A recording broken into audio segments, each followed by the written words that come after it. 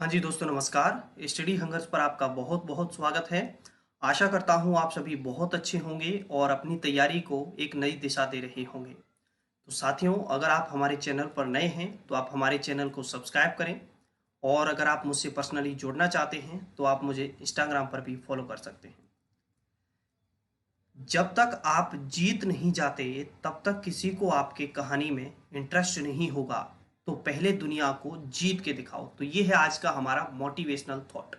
क्या कह रहे हैं कि स्वाभाविक बात है, अगर आप किसी व्यक्ति से कुछ कहते हो कि भाई हमने इतना संघर्ष किया, इतना ये किया जीवन में, कोई इंटरेस्ट नहीं लेगा, कोई भी किसी भी प्रकार की, कोई भी कैसी भी दिलचस्पी नहीं दिखाएगा। लेकिन जिस दिन आप स्टार बन गए, जिस दिन आपने अपनी मंजिल छू ली, उस दिन लोग कहेंगे कि हाँ भाई, बताओ जरा आपने ये सफर कैसे तय किया, क्या क्या परेशानियां आई।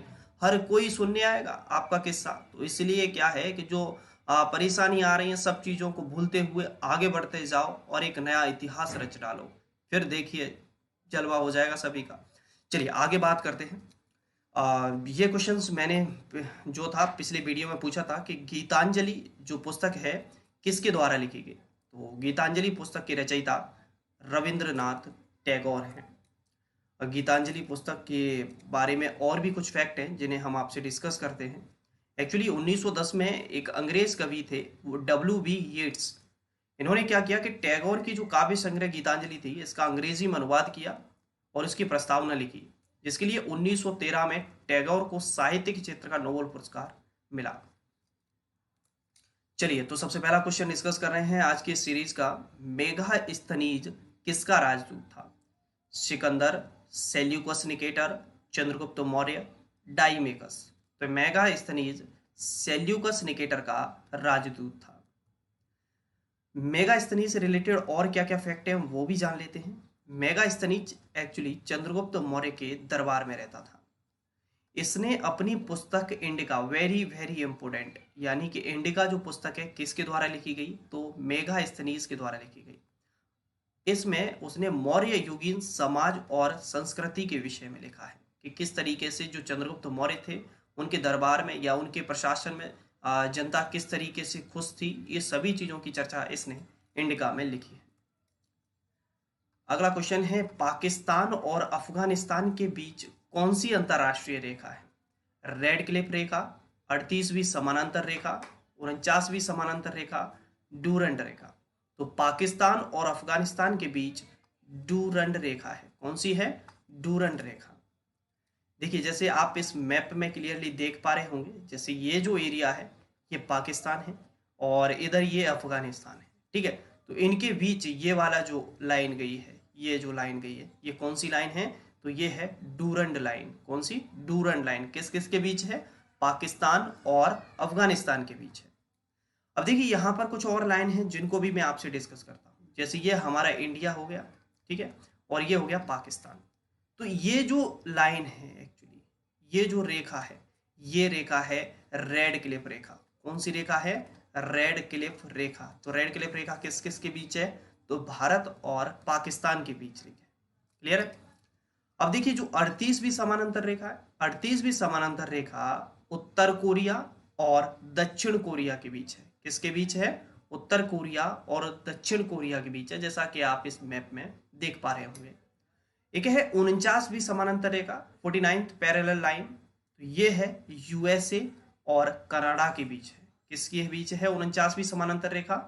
तो यूएसए और कनाडा के बीच। चलिए, अगला क्वेश्चन है कि किस अर्थव्यवस्था में बाजार तय करता है कि क्या उत्पादन करना है, कितना उत्पादन करना है और उसे किस कीमत पर बेचना है?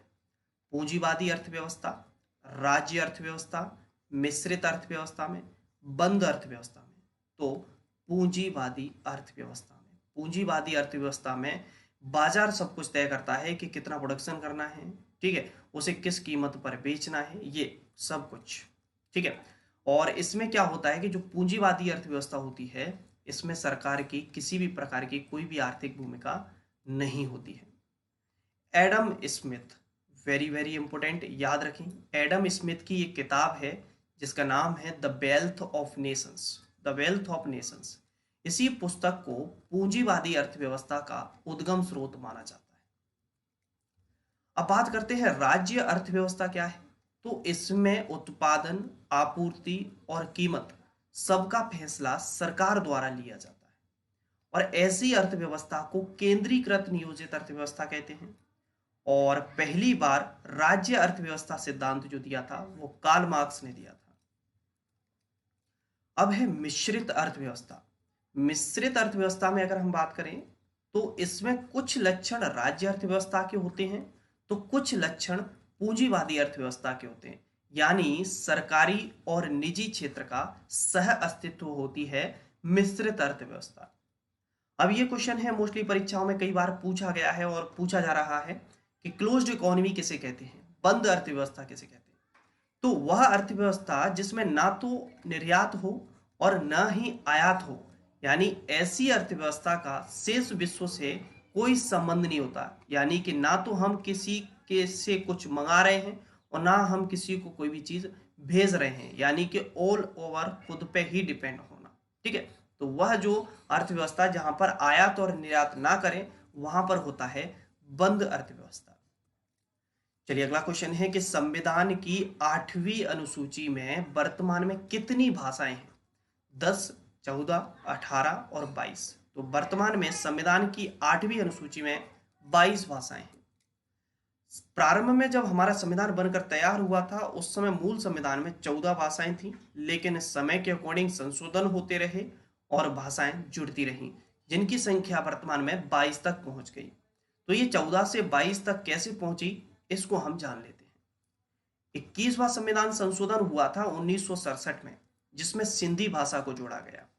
71वां संविधान संशोधन हुआ था 1992 में, इसमें 3 भाषाएं जोड़ी गईं, कोंकणी, मणिपुरी और नेपाली।